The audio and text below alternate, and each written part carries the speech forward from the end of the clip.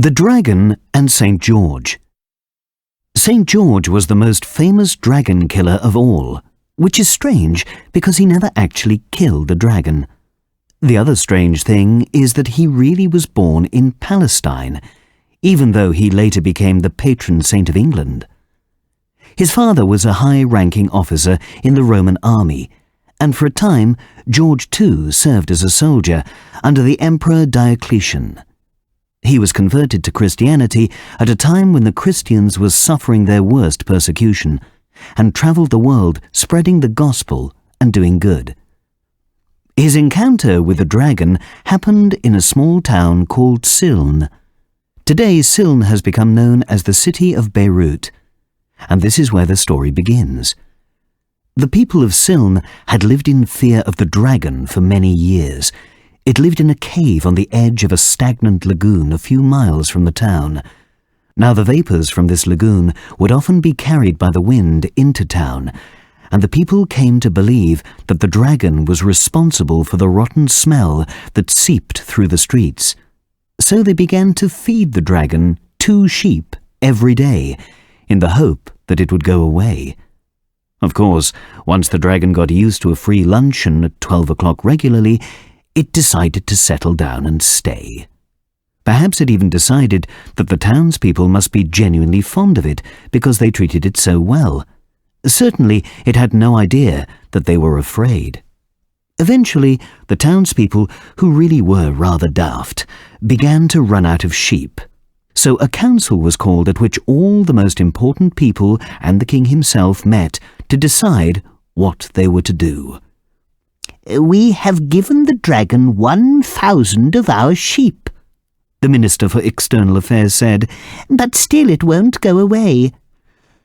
"Perhaps it won't go away," the Minister for Internal Affairs said, "because it does not like sheep." "I agree," the Minister for Ministerial Affairs said, "but what are we to give it instead?" Then the king spoke, and his face was grim. "It is well known," he said, "that dragons like the taste of children.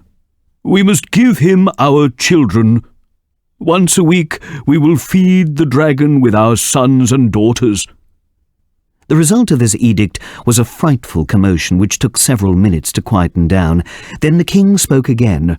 "We will have a lottery," he continued. "Every child in the town will be given a number.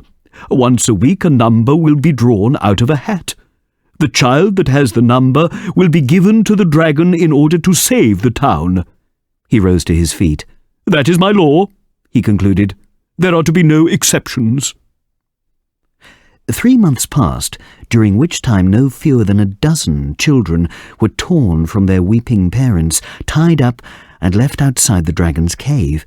7 boys and 5 girls met this terrible end, the flesh picked so cleanly from their bones that the little skeletons gleamed pure white in the morning sunlight. As for the dragon, it noticed the change in its feeding. It was even a trifle puzzled. But the king had been quite right to say it would like the taste. In fact, it found children delicious, and so it stayed. By the time George arrived, an atmosphere had descended on Siln more poisonous than any mist that had been blown in from the lagoon. Every Tuesday, the day of the lottery, the streets were so silent that if the town had become a cemetery, you wouldn't have known the difference. Few people left their homes, and those that did went about their business with a pale face, their mouths stretched in a grimace of fear, each avoiding the other's eyes. Then, at midday, a bell would ring. Soldiers would knock on a door of a house somewhere in the town. A great cry would break the silence, and everywhere parents would hug their children and thank the gods that their number had not been chosen. St. George came on a Tuesday afternoon, a few hours after one of the lotteries had ended. It didn't take him long to find out what was happening in Siln, and when he did find out, he shook his head, half in astonishment, half in despair. Straight away, he went to the palace to find the king, and as he walked into the throne room, he heard the following conversation. "You can't," the king was saying. "I forbid it." But you told us to, one minister replied. You made the law, a second said. And you said no exceptions, a third added. But she is a princess, my daughter. Tears ran down the king's cheeks. She didn't even tell me that she had been given a number. When I find the idiot who gave her a number, I'll— The princess was not given a number, the first minister interrupted. She took one. She wanted to be like all the other children. My only child, the king wept. You can't do it. It is too late, Your Majesty, the second minister said. It is already done. St. George realized that there was no time to waste. He left the palace without even introducing himself, leapt onto his horse and rode out of town in the direction of the lagoon. It wasn't difficult to find.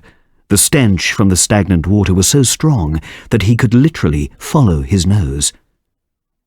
The sound of weeping told him that he had found the cave and that, contrary to what the minister had said, he was not too late.